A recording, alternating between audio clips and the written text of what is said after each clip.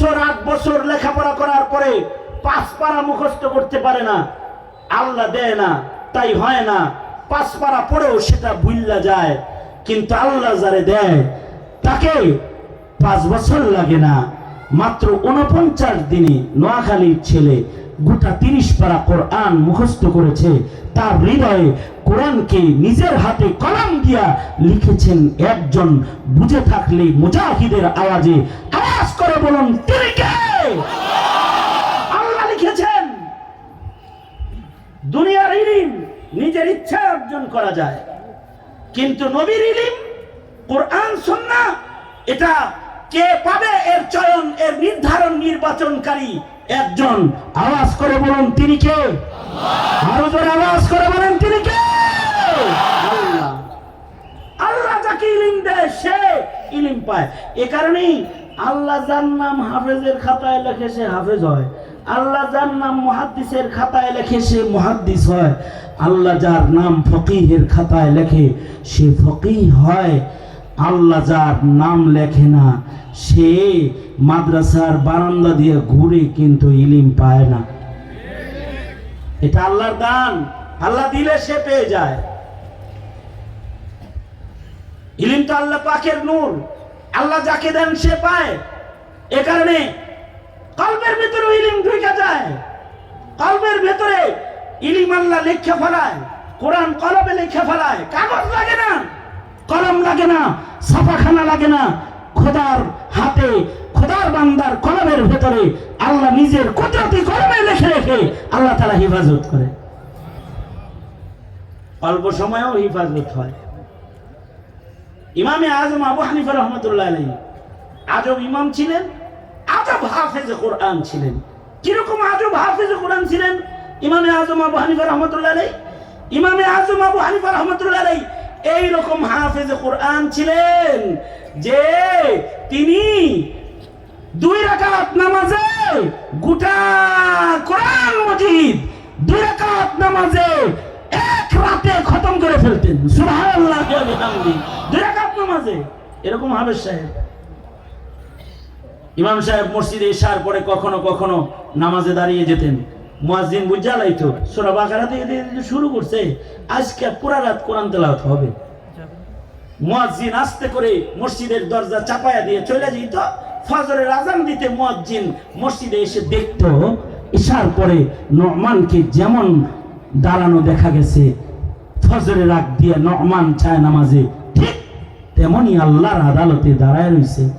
কিন্তু আশ্চর্য হালাত, ইশার পরে সূরাতুল বাকারার তেলাওয়াত শোনা গেছে, আর এখন আম্মা পাড়ার ছোট ছোট তেলাওয়াত হইতেছে। তার মানে নু'মান আজ রাতে 2 রাকাতে এক খতম কোরআন পড়ে ফেলেছে, এক খতম পড়েছে। এমনকি জীবনে 2-1 বার না বারবার হতো 2 রাকাত নামাজে তিনি কোরআন পড়তেন। আজব হাফিজুল কোরআন। ওনার সামনে ছাত্র যারা আসতো তাদেরকে হাফেজ হইতে উদ্বুদ্ধ করতেন। ইমাম মুহাম্মদ রাহমাতুল্লাহ আলাইহি ইমামে আজম আবু হানিফার দরসে এসে বসেছেন। ইমাম আজম বলে, মুহাম্মদ কোরআন শরীফ কি মুখস্থ আসেনি? আগে হাফেজ হয়ে ক্লাসে বসো তো। স্যার আমার কথা বুঝতে না, যাও চলে যাও। নিজের দরস থেকে ইমাম মুহাম্মদকে ইমামে আজম আবু হানিফা উঠায় দিয়েছেন। আশ্চর্য, ইমাম মুহাম্মদ রাহমাতুল্লাহ আলাইহির যাকাওয়াত উস্তাদের কাছ থেকে উঠে চলে গেছেন। মাত্র 7 দিন পরে আবার এসে নু'মান বিন সাবিতের সামনে ইমাম মুহাম্মদ ছাত্র হয়ে আবার বসে গেছেন।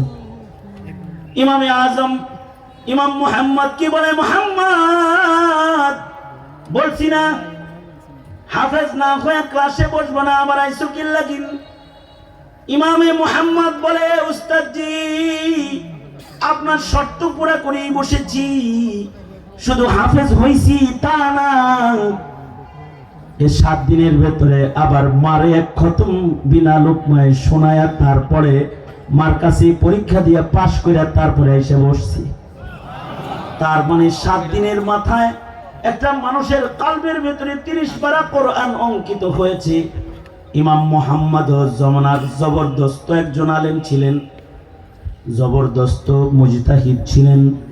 ওনার লেখা সিয়ারে সাগীর, সিয়ারে কাবীর পড়ার পরে উম্মতের জমিনের আলেমরা বলেছে, কোরআনের পরে আল্লাহ তাআলা যদি নতুন কোনো কিতাব নাজিল করতেন, তাহলে আল্লাহ তাআলা ইমাম মুহাম্মদ ইবনে হাসান আশ-শাইবানির ভাষায় আসমানের কিতাব নাজিল করতেন। কারণ আল্লাহ তাআলা তাকে আলাদা ইলমি যোগ্যতা আলাদা করে দান করেছেন, যে তার জবান কিতাব নাজিল করার উপযুক্ত জবান। ইলমি কামাল এরকম ছিল। এই কারণেই আমাদের আকাবিরদের কেউ কেউ নবীজির টোটাল হাদিস মুখস্থ করে ফেলছে। শামসুদ্দিন জাহাবি, হাফিজ ইবনুল হাজার আসকালানি, ওনার ব্যাপারে আনোয়ার শাহ কাশ্মীরি বলতেন হাফিজুদ দুনিয়া, দুনিয়ায় যত ইলম আছে সব ইলম ইবনুল হাজারের মুখস্থ আছে। একজনের সিনার ভিতরে সব ইলম ব্যক্তির অর্জন নয়, এটা আল্লাহর দান। আল্লাহ যাকে দেয় তার সিনাকে ইলম দিয়ে আল্লাহ তাআলা সুসজ্জিত করে দেয়। এই কারণেই আলেমের এত দাম। আলেমের সিনার ভিতরে ইলম আছে বিধায় আলেমের দাম। পাবলিক আর আলেমের সমান নয়। পাবলিকের কাছে ইলম নাই, আলেমের কাছে ইলম আছে। আলেমের কাছে ইলম আছে তাই তারা নায়েবে নবী।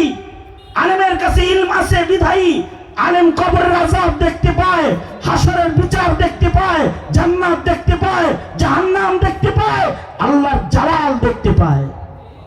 তার কাছে ইলম আছে বিধায় সে হালাল আর হারাম দেখতে পায়। এ কারণেই আলেমদের মর্যাদা আলাদা। আলেমরা বেইজ্জতি হওয়ার কোনো পাত্র না। আলেমদেরকে এভায়েড করা যায় না, আলেমদেরকে ইত্তিবা করতে হয়। আলেমরা ইলমের সম্মানে তারা আল্লাহর কাছে দামি। তাদের সিনাকে আল্লাহ ইলমের জন্য সংরক্ষিত করেছেন, নির্বাচন করেছেন বিধায় এই আলেমের এত সম্মান আছে যে তার ঘুমের দাম সাধারণের ইবাদতের চেয়ে বেশি। কবরে তার সম্মান এই পরিমাণ আছে যে কোনো আলেম যখন কবরে যায়, আল্লাহ তাআলা কবরের মাটিকে ডেকে বলতে থাকে, এই মাটি, নায়েবে নবী গেছে কিন্তু দেহ খাইস না। নবীদের শান হলো নবীদের দেহ মাটি খায় না। আমাদের নবী আলাইহিস সালাতু ওয়াস সালাম হায়াতুন নবী, তিনি জমিনের উপরে যেমন ছিলেন জমিনের নিচে তেমনই আছেন। মাটির যোগ্যতা নাই নবীর দেহ খাবে। সকল নবীরা কবরে জিন্দা, কবরে তারা নামাজ পড়ে। নায়েবে নবীও যে আল্লাহর কাছে কবুল নায়েবে নবী, তার দেহে মাটি আসর করে না। যে আল্লাহর কাছে মনোনীত স্বীকৃত নায়েবে নবী হয়ে যায়, তার ব্যাপারে এলান হয়, এই মাটি, আমার এই বান্দার সিনাকে আমি আমার ইলমের জন্য মনোনীত করেছি, তার দেহকে খাস না, তার দেহকে হজম করিস না। নায়েবে নবীকে ময়দানে মাহশারে আল্লাহ তাআলা বলবে, তোমাকে ইলম দিছিলাম এই কারণে তোমাকে মাফ করে দিলাম, ইযহাবু ক্বাদ গাফারতু লাকুম, তোমাকে মাফ করে দিলাম, তোমাকে ইলম দিয়েছিলাম। তাই এজন্য সাধারণ মানুষ আর নবী পাবে না, পৃথিবীর মাটিতে আর নবী আসবে না, কিন্তু নায়েবে নবী আসবে। উম্মতের ভেতরে যারা আহলুল ইলম, যাদেরকে আল্লাহ তাআলা ইলম দান করবে, তারা নায়েবে নবী। সাধারণ মানুষের জন্য জরুরি আলেমদেরকে জিজ্ঞাসা করে চলাফেরা করা। যদি তুমি কিছু না জানো তাহলে মৌলবীর কাছে জিজ্ঞাসা চলো, আল্লাহর নির্দেশ, ফাসআলু আহলায যিকরি ইন কুনতুম লা তা'লামুনা বিল বায়িনাতি ওয়াজ জুবুর। তুমি রবের ঠিকানা জানো না, ওয়াকুলির রহমান ফাসআল বিহি খাবীরা। তুমি জানো না তো আলেম ঠিকানা জানে, আলেমকে জিজ্ঞাসা করে করে চলো। এই কারণে উম্মতের আলেমকে অ্যাভয়েড করা যায় না, আলেমদেরকে মানতে হয়। আলেমদেরকে বেইজ্জত করা যায় না, আলেমদেরকে ইজ্জত করতে হয়। কারণ আলেমের ইজ্জত দিয়েছেন কে? জোরে আওয়াজ করে বলে। আলেমের ইজ্জত দাতা আল্লাহ। আরেকটা আজব কামাল হইল, আরেকটা এই যে শেষ কথা, এটা আমার একটা আজব কামাল হইল, নবীজির ইলম ও নবুয়তের যেমন নবীজিকে আল্লাহ তাআলা রহব দান করেছেন, রহব ছিল। নবীজির রহব কত দূর পর্যন্ত যাইতো? মাসিরাতা শাহর, 1 মাস ঘোড়া দৌড়ে রাস্তা, চতুর্দিকে নবীজির রহব পড়ে থাকতো, ইলমের রহব, নবুয়তের রহব। এই কারণে জমিনে আলেমের একটা রহব আছে। ওই বাংলার এক প্রান্তে বঙ্গোপসাগরের পাশে হাটাজারির মাদ্রাসায় শাইখুল ইসলাম আল্লামা আহমদ শফি বসে থাকতো, কিন্তু তার রব টোটাল বাংলাদেশের রন্ধ্রে রন্ধ্রে পড়ে থাকতো। কোথায় আল্লামা জুনায়েদ বাবনগরী বসে থাকতো, তার রব পড়ে থাকতো।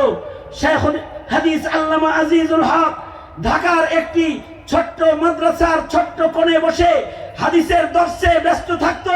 মুফতি আমিনী লালবাগ মাদ্রাসার ছোট্ট একটি ঘরে দর্শে হাদিসের মসনদে বসে থাকতো, কিন্তু তাদের রব, তাদের প্রভাব গোটা বাংলাদেশ থরথর করে কাঁপতো। আলেমদের রব আজও আছে। আলেমরা বসে থাকলেও তাদের দেখলে ভয় পায়, ডরের চোটে তাদের জঙ্গি কয়, তাদের ভয় পায়, তাদেরকে সন্ত্রাসী কয়।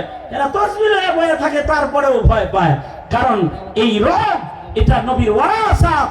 নবী পাককে আল্লাহ রব দান করেছেন, আলেমদের ভেতরেও রব আছে। এ কারণে সেটা কোনো মোল্লা যদি এলাকায় থাকে, এক মোল্লাই এলাকার সব বাটপার যারা আছে এগুলোর ভীতির কারণ হয়ে যায়। দেশে যদি কোনো চেতা একটা মৌলবী থাকে, এক মৌলবী সব নাস্তিক মুরতাদের জন্য কাল হয়ে যায়। এই কারণেই নাস্তিকের গোষ্ঠী যখন কমিশন গঠন করে, মোল্লা রাখতে আসলে ভয় পায়। যখন উপদেষ্টা পরিষদ গঠন করে, তখন ভালো একটা মোল্লা